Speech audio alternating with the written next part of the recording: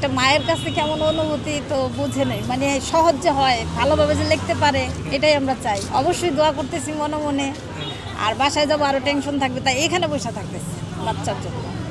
আর এমনিও বাচ্চারা এবার একটু ভয় বেশি পাচ্ছে, জানি না ওরা কেন এত ভয় পাচ্ছে। একেবারে শর্ট সিলেবাস, প্রথম দিক দিয়ে শুনে নাই যে এত চাপ পড়বে, এখন মাঝামাঝি এসে শুনলো যে অনেক চাপ পড়বে। বসুন্ধরা ডায়াপেন্ট এখন আরো উন্নত। এই হট এয়ার থ্রোট আপশিট দ্রুত শোষণ করে সোনামণিকে দেয় কোমল অনুভূতি।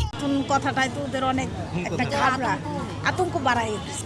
যতটুকু না এখানে গার্ড হবে ওদের, তার চেয়ে বেশি ওনারা অ্যালার্ট করে দিতেছে, এতে তো বাচ্চাদের আরো ভয় পাচ্ছে। বাচ্চারা তো 2 বছর পায়, ওরা তো 2 বছর পায়নি। মনে করি যে বাচ্চা ওখানে আছে, আমরা এখানে আছি, বাচ্চাদের একটা ভরসা এই আছি, মানে আল্লাহর কাছে দোয়া চাইতেছি আল্লাহ যে ওদের পরীক্ষাগুলি সহজ করে দেয়, আমাদের কোনো কষ্টই না।